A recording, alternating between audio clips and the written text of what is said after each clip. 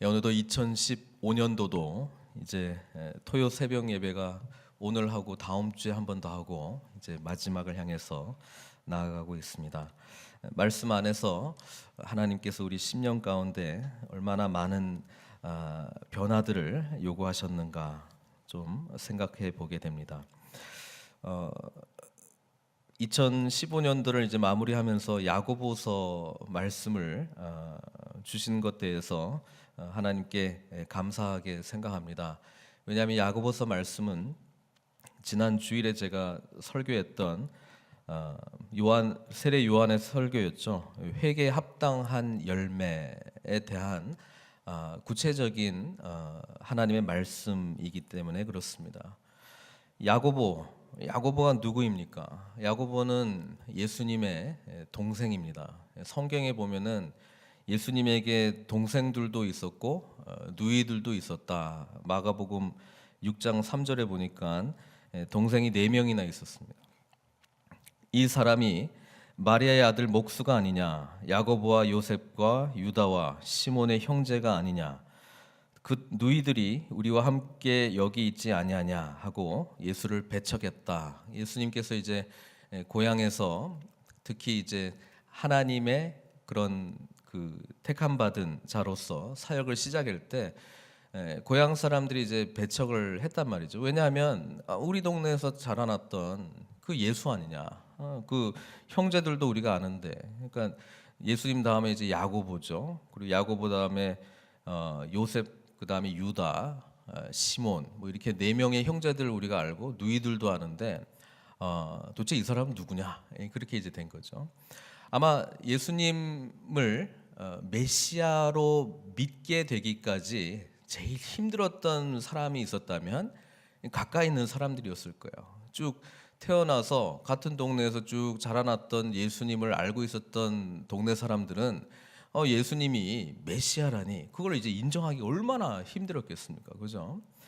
더더구나 야고보, 예수님의 바로 밑 동생인데요. 야고보 같은 경우에는 예수님이 메시아라고 하는 것을 믿기가 무척이나 어려웠을 것입니다. 그러나 이 야고보는 나중에 부활하신 예수님을 믿게 되었습니다. 그래서 오늘 야고보서 1절에 보니까 예수님 자기 형님을 뭐라고 부릅니까? 하나님과 주 예수 그리스도 이렇게 부릅니다. 그러니까 나의 주님으로 인정합니다. 그리고 나의 그리스도 왕이시다 그렇게 인정했다라고 하는 것입니다. 그래서 참 우리가 가까이 있는 사람이 그 사람이 어떤 사람인가 진짜 잘 알 수 있잖아요. 그렇잖아요. 남편은 아내가 제일 잘 알고 아내도 남편이 제일 잘 알고 우리 아버지는 자식들이 제일 잘 아는 거 아니에요. 근데 이 야고보가 예수님이 어떤 사람이라고 하는 것을 잘 알았음에도 불구하고 이런 고백을 하게 되었다라고 하는 것은 놀라운 변화라고 하는 것입니다. 이 야고보가 전설에 내려오는 이야기로는 별명이 있었습니다. 낙타 무릎입니다. 왜냐하면 늘 무릎 꿇고 기도했기 때문에 모양이 마치 낙타가 이렇게 땅바닥에 누워 있는 그런 모습으로 엎드려 있는 모습으로 비춰질 정도로 늘 기도하는 사람이었다라고 하는 겁니다. 처음부터 그렇게 되지는 않았을 거예요.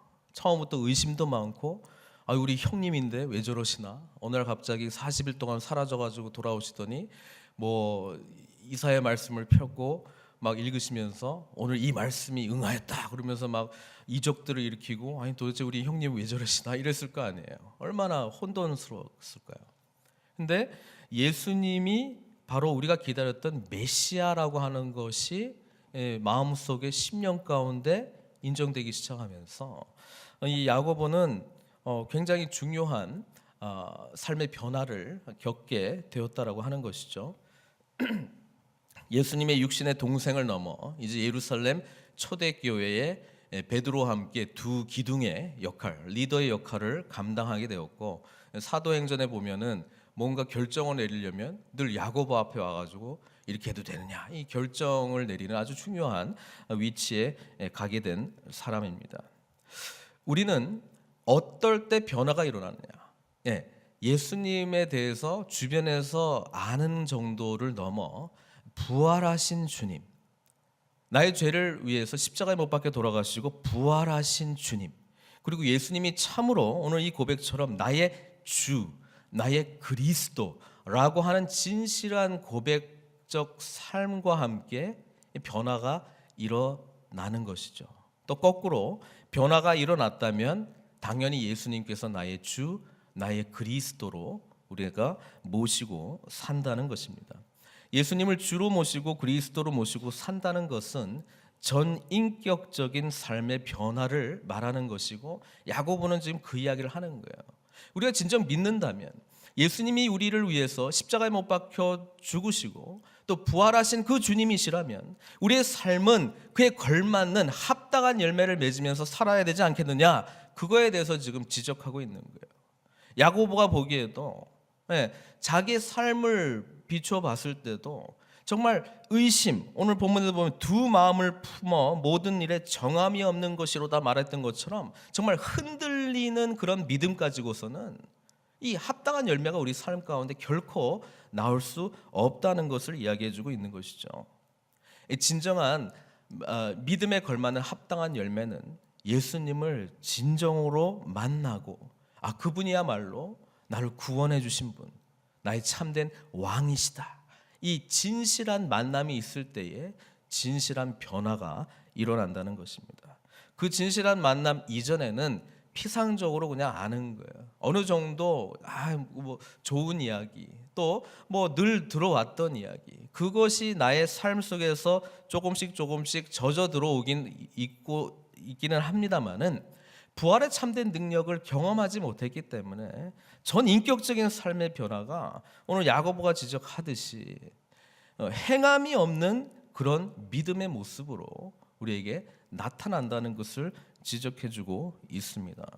연말을 향해서 나아갈 때 야고보서와 함께 다시 한번 우리 개인의, 우리 공동체 신앙생활을 점검하는 저와 여러분들 되시기를 바랍니다. 그리고 야고보서를 통해서 하나님께서 오늘 정말 회개에 합당한 열매를 맺는 그런 개인 또 공동체를 하나님께서 정말 말씀하신다, 이렇게 우리가 받으시고 함께 이 말씀 가운데 깊이 들어가시는 저와 여러분들 되시기를 바랍니다. 1장 보니까 지금 믿음의 공동체가 많은 핍박과 어려움을 당하고 있었습니다. 그래서 야고보가 그들에게 격려하면서 이런 이야기를 합니다. 2절에 내 형제들아, 너희가 여러 가지 시험을 당하거든 온전히 기쁘게 여기라. 시험을 당하고 있는데 어떻게 기쁘게 여길 수 있습니까? 근데 그것을 요구합니다. 왜냐하면 야고보는 하나님의 뜻 안에서 예수님을 나의 주로 여기며 살아가는 자로서 그리스도께서 참으로 부활의 능력을 가지시고 우리에게 주신 첫 열매라고 하는 것을 인정하면서 지금 여러 가지 일어나고 있는 일들을 영적인 시선으로 바라볼 수 있었다라고 하는 거예요. 그러니까 시험을 당하거든 너무 그렇게 흔들리지 말고 온전히 기쁘게 여기라, 이렇게 이야기합니다. 아니 이게 무슨 이야기인가? 3절에 보니까 이는 너희 믿음의 시련이 인내를 만들어내는 줄 너희가 알미라. 우리 한글 성경하고 영어하고 조금 틀립니다. 2절에 보니까 시험이라고 하는 이 단어에 NIV는 생명의 삶이 있으시면 trial 이렇게 단어가 쓰여 있고, 그러니까 굳이 이야기하면 시련이 맞습니다. 시련이 2절이 시련이 맞고요. 3절에 나와 있는 시련은 NIV에는 because you know that the testings of your faith라고 되어 있기 때문에 시험이 맞습니다. 그래서 단어가 시련하고 시험하고 이렇게 좀 바뀌어 있어요. 어떤 면에서는. 그러니까 2절이 시련을 당하거든 온전히 기쁘게 여기라. 왜? 3절 이는 너희 믿음의 시험이 인너를 만들어내는 줄 너희가 알미라. 우리가 세상을 살아갈 때 어려운 일들 당하잖아요. 겪잖아요. 그럴 때 세 가지로 그 생각을 해봐야 돼요. 첫 번째는 시련이라고 하는 단어로서 우리가 그걸 이해를 합니다. 도대체 이건 뭐냐? 도대체 이건 뭐냐? 뒤에 5절부터 나오는 왜 지혜를 계속적으로 구해야 되냐면은 이게 도대체 뭐냐를 분별을 해야 되거든요. 그렇죠? 시련이 분별이 되기 시작하면 하나님의 테스트, 나의 믿음의 연단을 위해서 하나님께서 나에게 허락하신 것이다라고 하는 것이 보이기 시작할 때는 이 시련을 기쁘게 여길 수 있어요. 하나님께서 나를 연단하시는 거구나. 하나님께서 나를 더 영적으로 단련하시기 위해서 허락하시는 것이구나. 이게 보이기 시작하면 이 시련을 온전히 기쁘게 여길 수 있어요. 왜? 하나님이 나에게 허락한 테스트이기 때문에. 창세기 22장에 하나님께서 아브라함을 시험하사, 그런 것과 같은 어려움과 고난이라고 하는 겁니다. 그런데 사단이 주는 것도 있어요. 사단이 우리로 하여금 하나님과 멀어지게 하려고, 사단이 우리를 공격해서 더욱더 어려운 일들을 겪음으로 말미암아 신앙이 점점 나약해지도록, 그래서 그 결과는 이전보다 연단된 모습이 아니라 이전보다 더 나태해진 모습, 더 공동체와 멀어진 모습, 더 하나님 앞에 나아가는 게 좌절된 모습, 이거는 사단이 주는 유혹입니다. 영어로는 템테이션이죠. 템테이션은 우리로 하여금 어려운 일들을 겪게 하고 또 그것이 좋은 것처럼 보이게 합니다. 그러면서 결과는 뭐냐면 하나님과 멀어지게 하는 거예요. 왜 5절에 너희 중에 누구든지 지혜가 부족하거든 모든 사람에게 후히 주시고 꾸짖지 아니하시는 하나님께 구하라 이렇게 해야 되냐면, 분별력이 없으면 이게 그냥 뭐 때문에 일어난지에 대해서 우리가 잘못 진단해버리면요, 잘못 진단한 거가 그게 현실이 돼버리잖아요. 그러니까 현실이 나한테 그렇게 합당하게 된 거기 때문에 결과적으로 봤을 때 내가 신앙과 신앙 공동체와 멀어져 가고 있는 걸로 귀결이 되는 게 하나님의 뜻이었겠습니까? 하나님께서 우리에게 어려움을 허락해 주신다면 그것은 우리로 하여금 더욱더 이 과정이 지나고 난 다음에는 더욱더 정금같이 하나님 앞에 온전한 모습으로 나아가게 되어 있다는 거예요. 그러니까 4절에 보니까 인내를 온전히 이루라 이렇게 이야기합니다. 하나님이 허락하신 시련이시다. 하나님께서 우리에게 주시는 시험이다. 이게 분별이 되기 시작하면 하나님 이것을 견뎌낼 수 있는 믿음을 주십시오. 이 어둠의 터널, 이 어려움의 터널이 지나고 난 다음에는 제가 더욱더 하나님 보시기에 부족함 없는 모습으로 온전한 모습으로 나아가겠습니다. 이렇게 우리가 간구하며 나아가야 된다는 것입니다. 사랑하는 성도 여러분, 하나님께서 우리 믿음의 공동체를 사랑하시고 우리에게 구원의 은혜를 주시고 오늘 이 자리에 앉아있는 저와 여러분들이 참된 메시아를 우리의 진정 왕으로 여기며 살아간다면, 부활의 능력이 하나님께서 예수 그리스도를 통해서 주신 놀라운 은혜라면, 예수 그리스도께서 주시는 이 사랑과 은혜가 끊임없이 공급되는 곳이 바로 이곳이라면 우리는 마땅히 그것에 합당한 열매를 우리의 삶을 통해서 나타나야 되지 않겠습니까? 그러면 오늘 우리가 생각하기에 겪고 있는 여러 가지 어려움들이라든지 시련이라고 생각하는 것들은 과연 어디서 오는 것입니까? 그것을 먼저 분별할 수 있는 지혜가 있어야 된다는 것입니다. 하나님께서는 우리에게 허락하신 모든 것이 주님의 은혜 가운데, 주권 가운데 있다. 성경은 이야기해주고 있습니다. 주님 안에서는, 하나님 안에서는 모든 것이 합력해서 선을 이룬다 말씀하고 있습니다. 오늘 두 마음을 품고 이 말씀을 붙들고 나아갈 것인 거냐, 아니면 한 마음으로 온전히 주님의 뜻을 분별하고 우리에게 허락하신 하나님의 뜻을 인정하고 나아갈 것인가, 그것이 오늘 우리들의 믿음의 싸움의 영역이라고 하는 것입니다. 이 믿음의 싸움의 영역을 나아갈 때 기도 없이 결코 승리할 수가 없습니다. 머리로 아무리 판 짜봐도, 아무리 계획을 내놔도 하나님의 능력 없이는 구할 수가 없습니다. 그렇기 때문에 야고보는 삶을 통해서 기도하는 사람의 죄송합니다.